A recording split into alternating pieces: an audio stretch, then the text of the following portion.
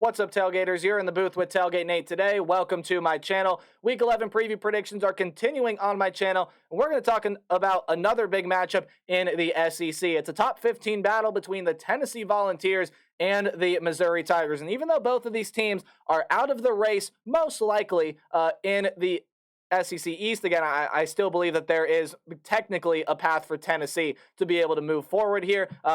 This game is going to go a long way in deciding a whole lot of things, and potentially, if there's a lot of chaos up top, one of these two teams, possibly the winner of this game, could get into a New Year's Six Bowl. Just a very interesting matchup overall from Columbia. We'll talk about it in a little bit, but first, I got to thank you guys for the support the channel has seen as of late. You guys have no idea what it means to me, and if you want to continue to help show your support, hit the subscribe button, ring the bell. Another huge way is watching this video. You can also like, you can comment, you can share, just really anything that helps to support the channel, or I should say anything that you do to interact with the channel helps to support it, and it means a lot to me. But enough about that. Now that that's out of the way, let's dive on in here to Week 11 predictions. We got the Tennessee Volunteers. We got the Missouri Tigers. Before I talk about this one, quick water break. Stay hydrated out there, everyone. Been a long time since I've said that. Please drink water. But let's go ahead and dive on in to the stats that both of these teams have put up this season.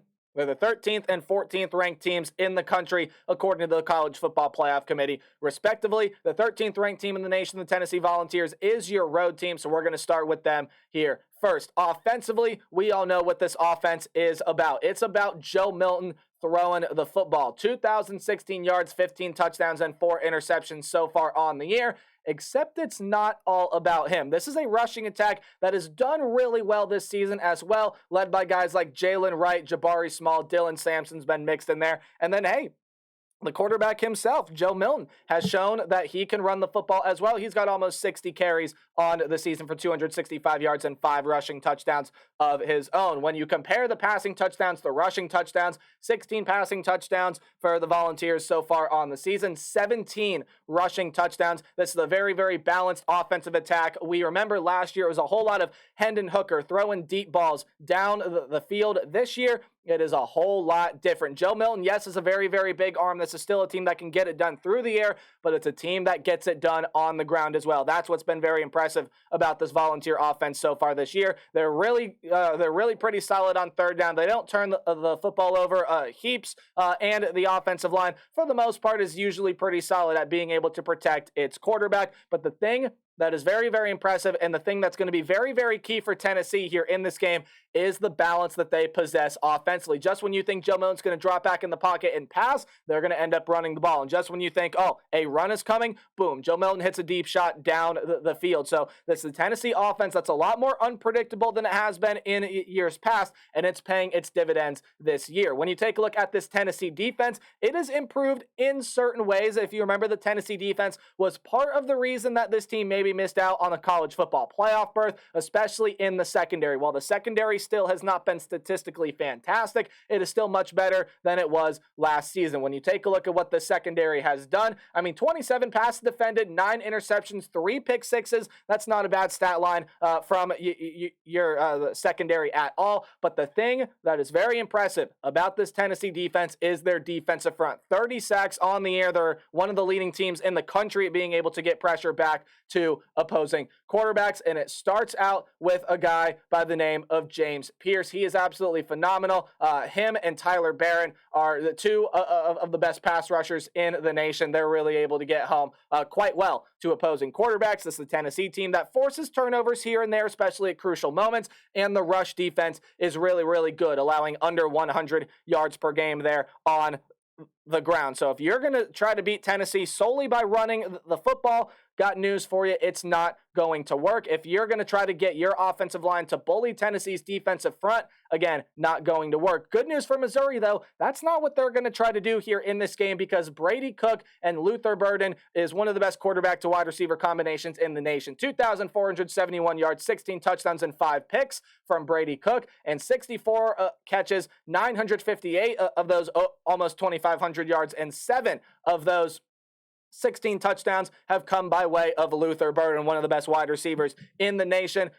This Missouri team showed last week that it's not just Luther Burden making plays. You have Theo Weiss, you have Mookie Cooper, you have a ton of other great receivers here on this team. So it's not just Luther Burden that has to carry the burden of this offense. It's a team that also doesn't turn the football over a whole lot. They're pretty solid there on third down.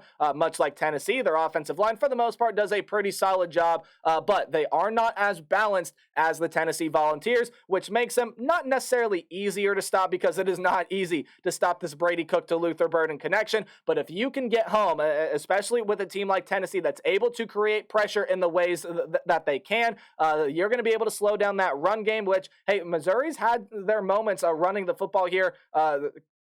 Cody Schrader's almost a 1,000-yard rusher. He's got 919 yards and 10 touchdowns on the season, 5.7 yards per carry. He's going to have a tough time against this Tennessee defensive front, though, as will this Missouri offensive line, and as will this Missouri defense against a Tennessee front as well. Now, I know Tennessee's front has had some holes this year, and much like Missouri, has kind of struggled throughout points this season, but this is a Missouri defense that, for the most part, has played pretty solid throughout games this season. I mean, especially in generating pressure, 27 sacks on the season. That's exactly 3 per game. Again, most teams have played 9 games so far this year. 27 divided by 9 is 3. So you got 3 sacks per game there from the Missouri Tigers. That's going to be key to be able to make Joe Milton feel uncomfortable. But not only generating sacks, generating tackles for loss is really, really important as well, especially with how balanced this Tennessee offense is. You got to be able to take away one or the other, if not both, if you can. Although with an offense as balanced as Tennessee, that's going to be really, really difficult. The strength of this Missouri team is to take away the run. While they're not statistically as good as this Tennessee defensive front,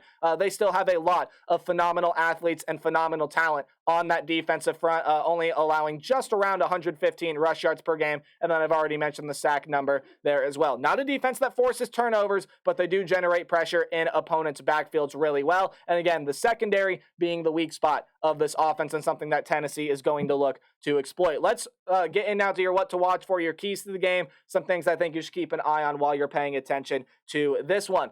For the Tennessee Volunteers, it's just what I've talked about all video long. You have to keep up the offensive balance. Keep Missouri on its toes. Much like Tennessee's defense, Missouri's defense is probably going to have a lot easier of a time stopping the run than the pass. But again, that unpredictability is going to lead for some big plays for the rush game as well. So this is a Tennessee team that, while they may have to lean a little bit more on Joe Milton's arm, be able to throw that ball downfield, be able to find the playmakers in the wide receiver room, you got to be able to generate big plays on the ground as well. So keep that balance offensively, keep this Missouri defense on their toes. It's a Missouri defense that does have its moments where it definitely can fall into some lapses. So definitely keep up the offensive balance, keep up the unpredictability, give Missouri a little bit of different looks. The secondary is going to need to clamp up big time. Again, the secondary, kind of both of these two the defense's weaknesses, at least when you compare them to the rest of the defense. And look, albeit these secondaries have had some really good moments this year. 35 passes defended, 7 picks for the Missouri Tigers, 27 passes defended, and 9 picks, including 3 pick sixes for the Volunteer defense. So both secondaries, but I'm going to say especially Tennessee, because Missouri is more pass driven, because they rely a little bit more on their pass game than what Tennessee does, just by virtue of the way that Tennessee's been able to run the ball all season long. It's going to be a bigger task for Tennessee's secondary to step up than it is for the Missouri Tigers, but the Vols have the advantage in the trenches. I really do think that's where this game is going to come down to. We know both teams can throw the ball. We know that. Which team can win the line of scrimmage? Which team can generate pressure? Which team can stop the run better? Right now, I have a lot of reason to believe that is the Tennessee Volunteers, but let's look and see how Missouri can win this game as well. Cook to Burden. I've said this pretty much every time I've talked about Missouri, but that's because every time I've talked about Missouri, this connection is needed to be on full display. Cook to Burden has to work. Again, you are not going to beat Tennessee by running the football. It is just not going to happen. I'd be very, very surprised if that's the way Missouri ended up winning this game, if that were to be the outcome at the end of the day. So Brady Cook to Luther Burden, as well as maybe not only Brady Cook to Luther Burden, but taking the burden off of Luther, maybe throwing some passes out to Theo Weist, to Mookie Cooper, getting them involved in the deep ball, right? That is going to be very key for this team. Mookie Cooper does not have a touchdown reception this year. If you can get him one, maybe two, that's going to open things up greatly for this Missouri Tiger offense. But the offensive line has a tough task ahead, as does the Tennessee offensive line, but it's a lot more imperative that this Missouri offensive line stands on its head here in this game. This is the Tennessee team that, look, statistically, yes, them and the Missouri Tigers are very, very close as to what they do on the defensive front. But Tennessee, as you even see statistically, is just a little bit better at creating pressure. They're a little bit better at getting tackles for loss. They're a little bit better at defending the run, and that is also why I think the Vols have the advantage in the trenches, especially when you have to try to prepare for this Tennessee pass rush. Look, James Pierce, one of the best pass rush threats in the entire country. You have to be fully prepared for whatever he brings to the table. And my question for Missouri, is this defense going to be able to handle the balance of the Volunteer offense? I've talked about how their defensive front can definitely play really, really well, and how this defensive front statistically has been able to handle things this year. And for the most part, it's been pretty good. However, with the unpredictability of this Tennessee offense, with them being able to run and throw the ball, how is Missouri going to be prepared to be able to handle that? I think that's going to be a super huge thing to watch here in this game. And no, it doesn't necessarily surprise me that Tennessee is the 1-point favorite here, because I do think Tennessee is going to wind up winning this game. I think the battle in the trenches, with what I've talked about earlier, is going to decide things. Brady Cook to Luther Burden may be more lethal than whatever connection Tennessee is going to have there on their side, with Joe Milton passing the ball to Squirrel White, Ramel Keaton, some of those other weapons as well. But with the balance that Tennessee's offense is able to work, with the way that they're able to control the line of scrimmage, especially defensively, a really big key there defensively, I think they're going to create havoc for this Missouri offense. I think this is the Volunteer team that's going to come on the road in Columbia, and I think they're going to take down the Missouri Tigers, keeping Tennessee's very slim hopes of an SEC championship, or of an SEC East title alive. So